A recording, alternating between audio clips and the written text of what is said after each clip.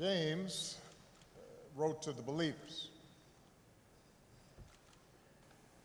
"Consider it pure joy, my brothers and sisters, whenever you face trials of many kinds, because you know that the testing of your faith produces perseverance. Let perseverance finish its work, so that you may be mature and complete, lacking nothing." It is a great honor to be back in Ebenezer Baptist Church, in the pulpit of its greatest pastor, Dr. Martin Luther King, Jr., to pay my respects to perhaps his finest disciple, an American whose faith was tested again and again to produce a man of pure joy and unbreakable perseverance, John Robert Lewis. To those who have spoken, to Presidents Bush and Clinton, Madam Speaker,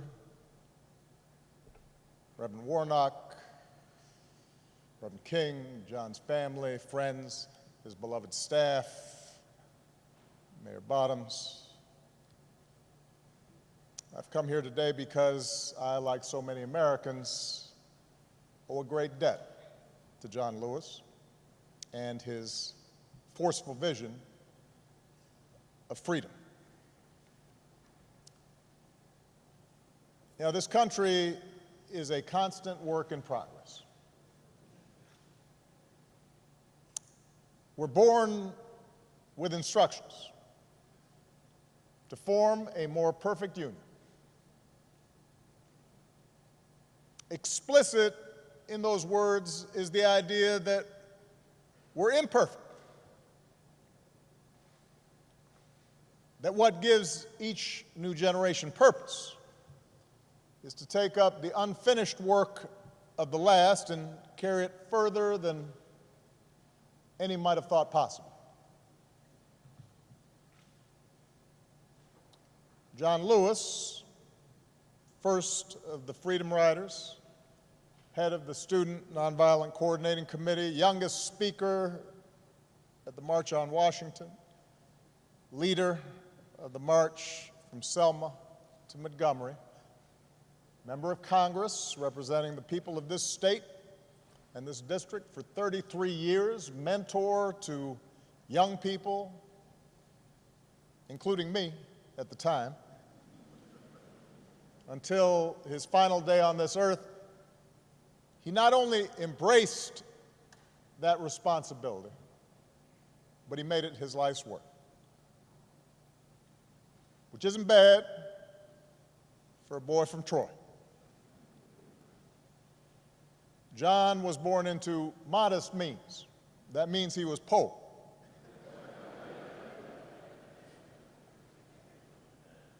In the heart of the Jim Crow South, to parents who picked somebody else's cotton. Apparently, he didn't take to farm work. On days when he was supposed to help his brothers and sisters with their labor, he'd hide under the porch and make a break for the school bus when it showed up. His mother, Willie Mae Lewis, nurtured that curiosity in this shy, serious child.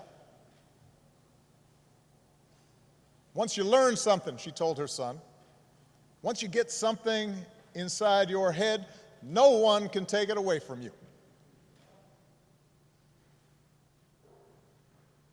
As a boy, John listened through the door after bedtime as his father's friends complained about the Klan.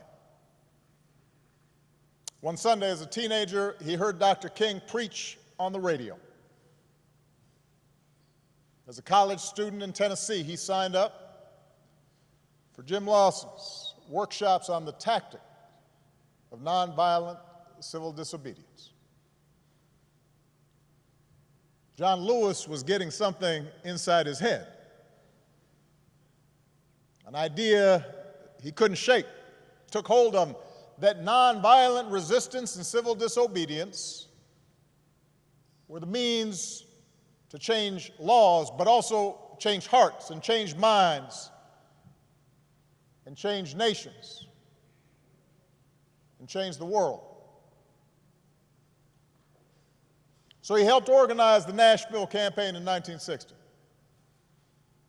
He and other young men and women sat at a segregated lunch counter, well-dressed, straight back, refusing to let a milkshake poured on their heads or a cigarette extinguished on their backs or a foot aimed at their ribs. Refused to let that dent their dignity and their sense of purpose. And after a few months, the Nashville campaign achieved the first successful desegregation of public facilities in any major city in the South.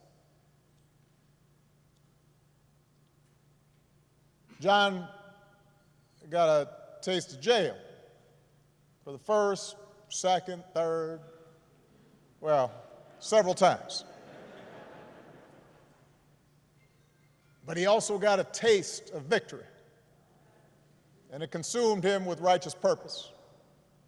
And he took the battle deeper into the South. In that same year, just weeks after the Supreme Court ruled that segregation of interstate bus facilities was unconstitutional, John and Bernard Lafayette bought 2 tickets, climbed aboard a Greyhound, sat up front, and refused to move. This was months before the first official freedom rides. He was doing a test. Trip was unsanctioned. Few knew what they were up to. And at every stop through the night, apparently, the angry driver stormed out of the bus and into the bus station. And John and Bernard had no idea what he might come back with or who he might come back with.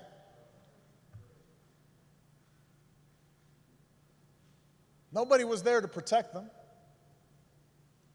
There were no camera crews to record events.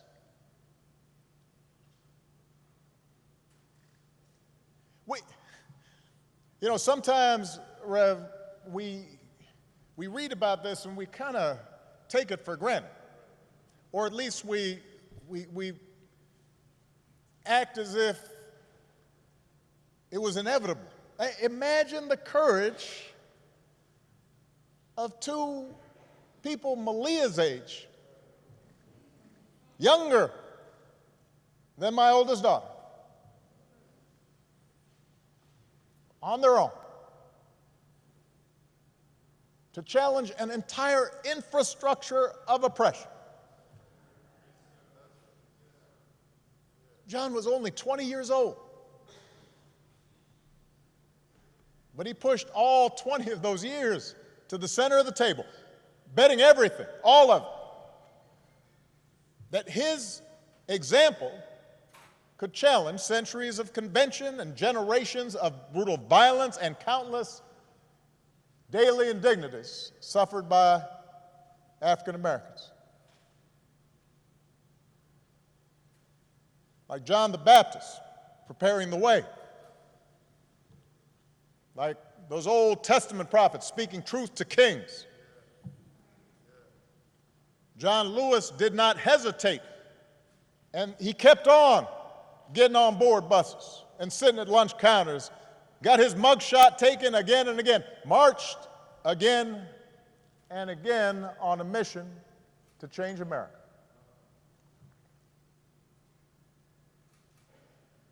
Spoke to 250,000 people at the March on Washington when he was just 23.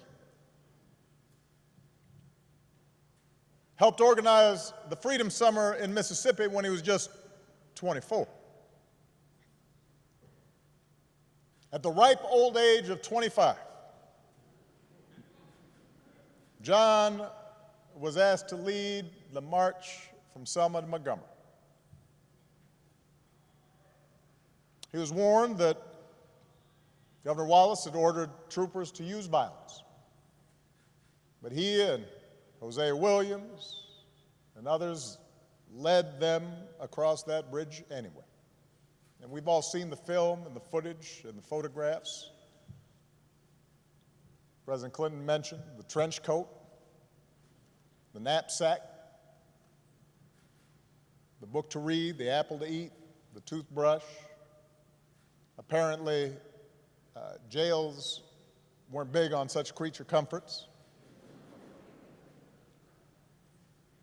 And you look at those pictures, and John looks so young, and he's small in stature, looking every bit that shy, serious child that his mother had raised, and yet he's full of purpose. God's put perseverance in it.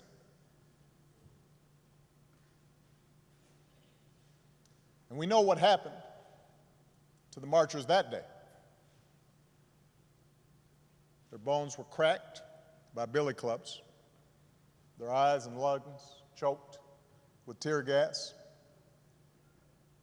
They knelt to pray, which made their heads easier targets. And John was struck in the skull, and he thought he was going to die. Surrounded by the sight of young Americans gagging and bleeding and trampled. Victims in their own country of state-sponsored violence. And the thing is, I imagine initially that day, the troopers thought they'd won the battle.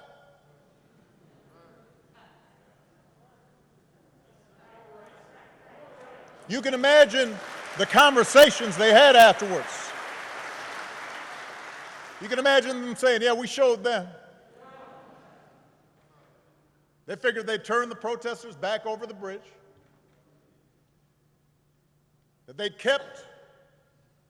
they'd preserved a system that denied the basic humanity of their fellow citizens. Except this time there were some cameras there. This time the world saw what happened, bore witness to Black Americans who were asking for nothing more than to be treated like other Americans, who were not asking for special treatment, just equal treatment, promised to them a century before, and almost another century before that. And when John woke up and checked himself out of the hospital, he would make sure the world saw a movement that was, in the words of Scripture, hard-pressed on every side, but not crushed. Perplexed, but not in despair. Persecuted, but not abandoned. Struck down, but not destroyed.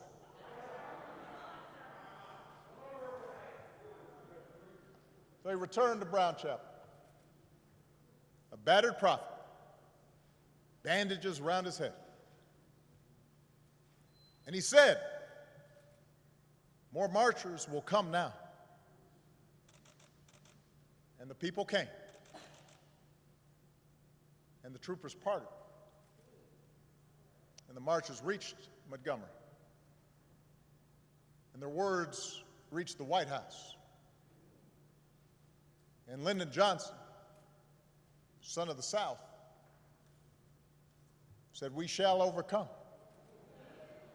And the Voting Rights Act was signed into law.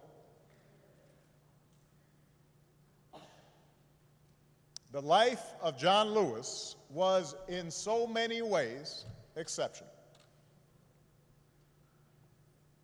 It vindicated the faith in our founding, redeemed that faith. That most American of ideas, the idea that any of us, ordinary people without rank or wealth or title or fame, can somehow point out the imperfections of this nation and come together and challenge the status quo and decide that it is in our power to remake this country that we love until it more closely aligns with our highest ideals. What a radical idea. What a revolutionary notion, this idea that any of us, ordinary people, a young kid from Troy, can stand up to the powers and principalities and say, "No, this isn't right, this isn't true, this isn't just. We can do better." On the battlefield of justice, Americans like John, Americans like Reverends Lowry and C.T. Vivian, two other patriots that we lost this year, liberated all of us that many Americans came to take for granted. America was built by people like that. America was built by John Lewis's.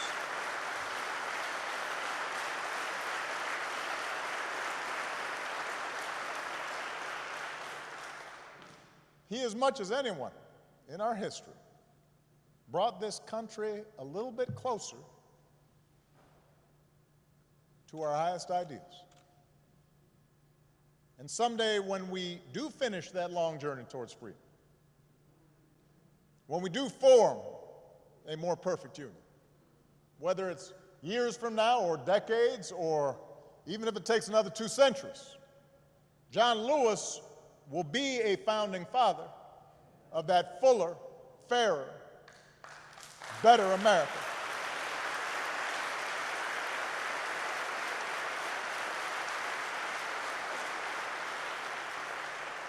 And yet, as exceptional as John was, here's the thing, John never believed that what he did was more than any citizen of this country can do.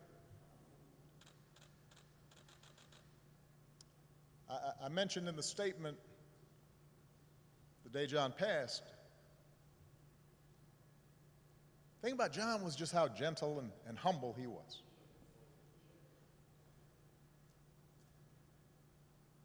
And despite this storied, remarkable career, he treated everyone with kindness and respect because it was innate to him, this idea that any of us can do what he did if we're willing to persevere. He believed that in all of us there exists the capacity for great courage.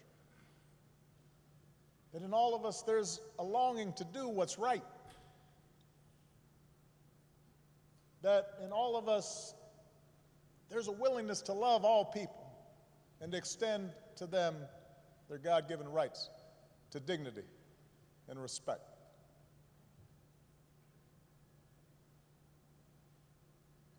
So many of us lose that sense. It's taught out of us. We start feeling as if, in fact, we can't afford to extend kindness or decency to other people. That we're better off if we're above other people and looking down on them. And so often that's encouraged in our culture. But John always said, he always saw the best in us. And he never gave up and never stopped speaking out because he saw the best in us. He believed in us even when we didn't believe in ourselves. And as a congressman, he didn't rest. He kept getting himself arrested. As an old man, he didn't sit out any fight. Sat in all night long on the floor of the United States Capitol. I know his staff was stressed.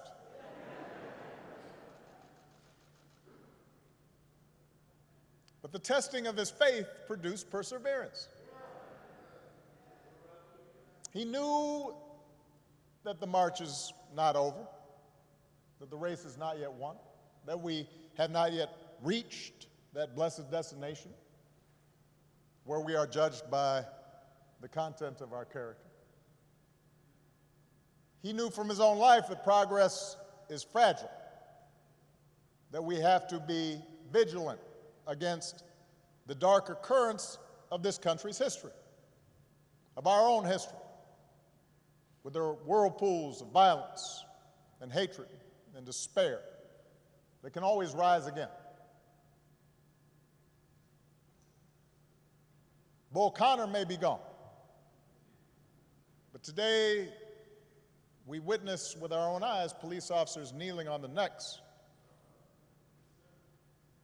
of black Americans.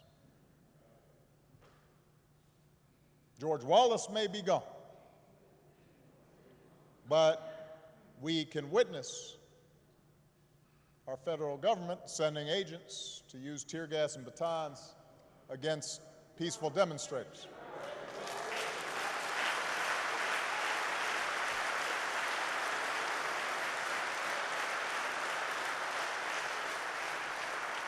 We may no longer have to guess the number of jelly beans in a jar in order to cast a ballot.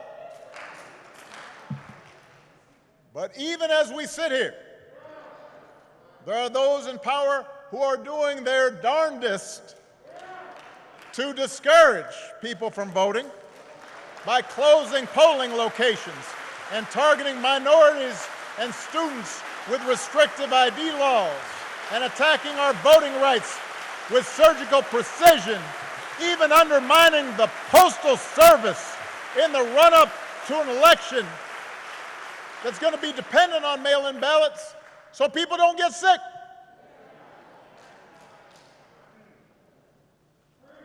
Now, I know this is a celebration of John's life. There are some who might say we shouldn't dwell on such things. But that's why I'm talking about it. John Lewis devoted his time on this earth fighting the very attacks on democracy and what's best in America that we're seeing circulate right now.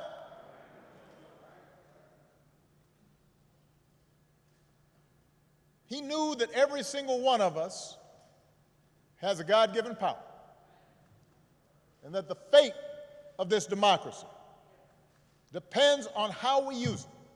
That democracy isn't automatic. It has to be nurtured. It has to be tended to. We have to work at it. It's hard. And so he knew that it depends on whether we summon a measure, just a measure of John's moral courage to question what's right and what's wrong and call things as they are. He said that as long as he had a breath in his body, he would do everything he could to preserve this democracy. And as long as we have breath in our bodies, we have to continue his cause. If we want our children to grow up in a democracy, not just with elections, but a true democracy, a representative democracy,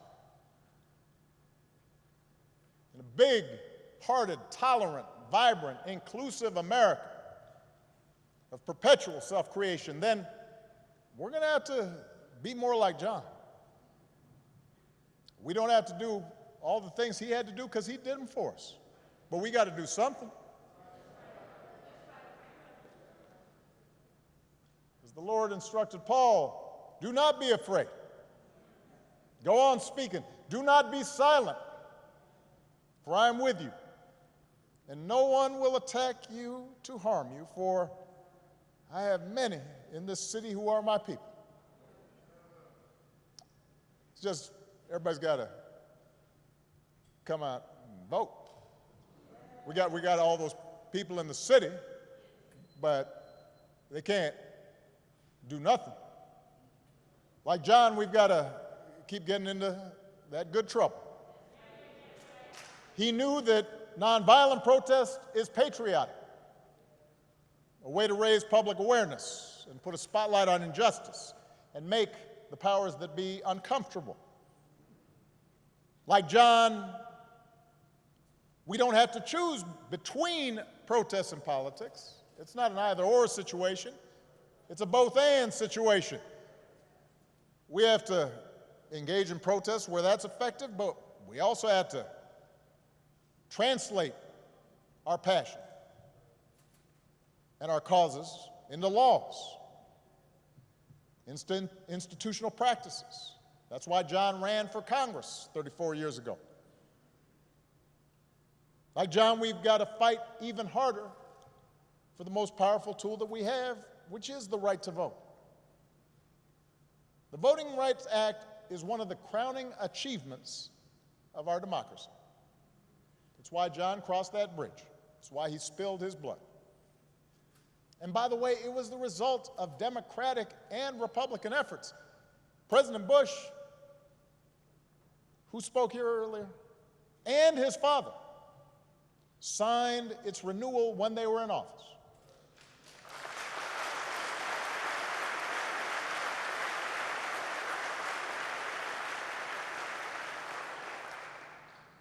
President Clinton didn't have to because it was the law when he arrived, so instead he made a law to make it easier for people to register to vote.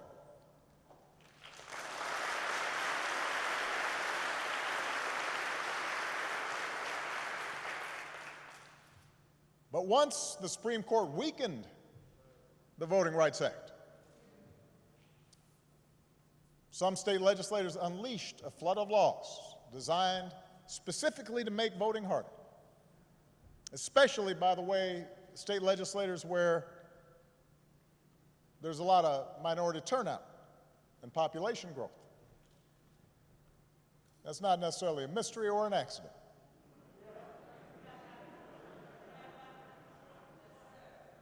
It was an attack on what John fought for. It was an attack on our democratic freedoms. And we should treat it as such. If politicians want to honor John, and I'm so grateful for the legacy and work of all the congressional leaders who are here, but there's a better way than a statement calling him a hero. You want to honor John? Let's honor him by revitalizing the law that he was willing to die for.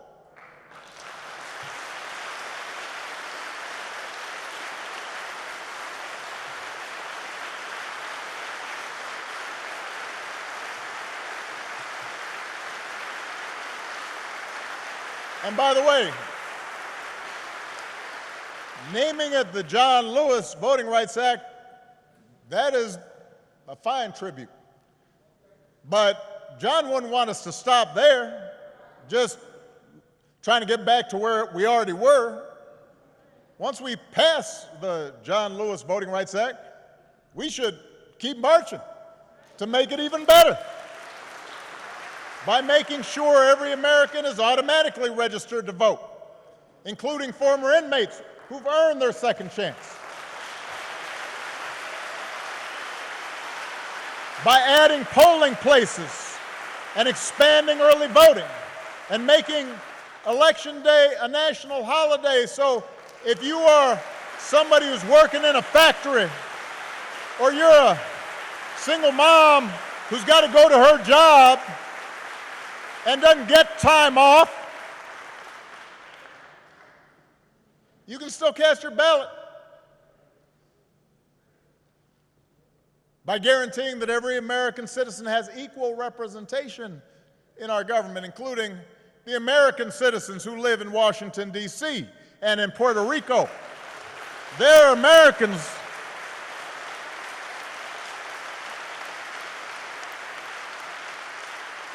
By ending some of the partisan gerrymandering so that all voters have the power to choose their politicians, not the other way around. And if all this takes eliminating the filibuster, another Jim Crow relic, in order to secure the God-given rights of every American, then that's what we should do. Now, even if we do all this, even if every bogus voter suppression law is struck off the books today, we've got to be honest with ourselves that too many of us choose not to exercise the franchise. Too many of our citizens believe their vote won't make a difference, or they buy into the cynicism that, by the way, is the central strategy of voter suppression, to make you discouraged, to stop believing in your own power. So we're also going to have to remember what John said. If you don't do everything you can do to change things, then they will remain the same. You only pass this way once. You have to give it all you have. As long as young people are protesting in the streets, hoping real change takes hold, I'm hopeful, but we can't casually abandon them at the ballot box. Not when few elections have been as urgent on so many levels as this one. We can't treat voting as an errand to run if we have some time. We have to treat it as the most important action we can take on behalf of democracy. And like John, we have to give it all we have.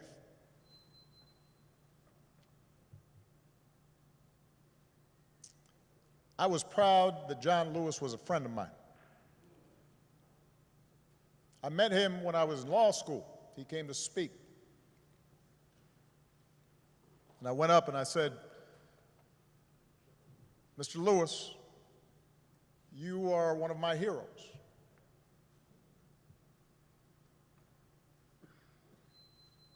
What inspired me more than anything as a young man was to see what you and Irvin Lawson, Bob Moses, and Diane Nash, and others did. And he got that kind of, aw shucks, thank you very much. Next time I saw him, I'd been elected to the United States Senate. And I told him, John, I'm here because of you.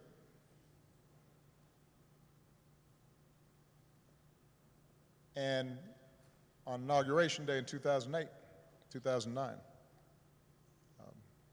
he was one of the first people I greeted and hugged on that stand. And I told him, this is your day too. He was a good and kind and gentle man. and he believed in us, even when we don't believe in ourselves. And it's fitting that the last time John and I shared a public forum was on Zoom. And I'm pretty sure neither he nor I set up the Zoom call because we didn't know how to work it. There's a virtual town hall with a gathering of young activists who had been helping to lead this summer's demonstrations in the wake of George Floyd's death. And afterwards, I spoke to John privately, and he could not have been prouder to see this new generation of activists standing up for freedom and equality, a new generation that was intent on voting and protecting the right to vote. In some cases, a new generation running for political office. And I told him, all those young people, John, of every race and every religion, from every background and gender and sexual orientation, John, those are your children. They learned from your example, even if they didn't always know it. They had understood through him what American citizenship requires, even if they'd only heard about his courage through the history books. By the thousands, faceless, anonymous, relentless young people, black and white, have taken our whole nation back to those great wells of democracy which were dug deep by the founding fathers in the formulation of the Constitution and the Declaration of Independence. Dr. King said that in the 1960s, and it came true again this summer. We see it outside our windows in big cities and rural towns, in men and women, young and old, straight Americans and LGBTQ Americans, blacks who long for equal treatment, and whites who can no longer accept freedom for themselves while witnessing the subjugation of their fellow Americans.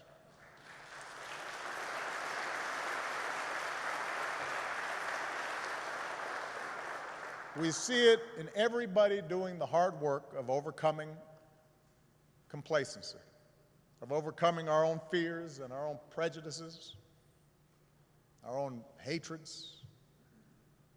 You see it in people trying to be better, truer versions of ourselves. And that's what John Lewis teaches us. That's where real courage comes from, not from turning on each other,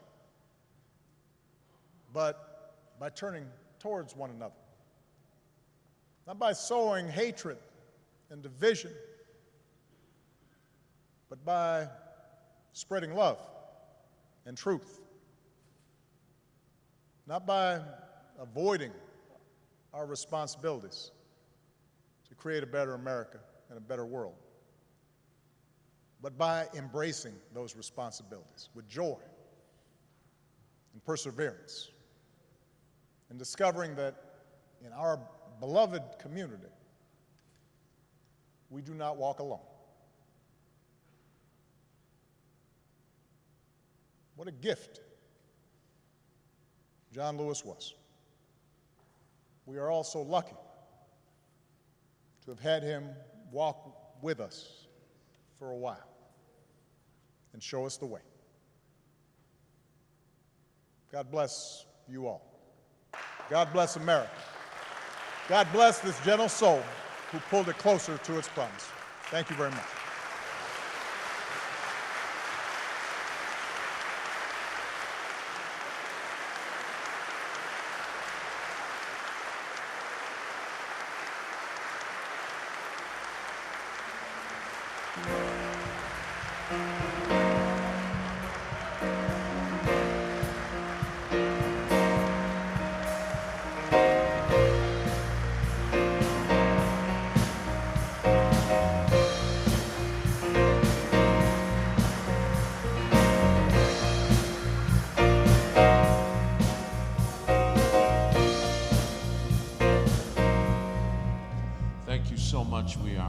be here, I would like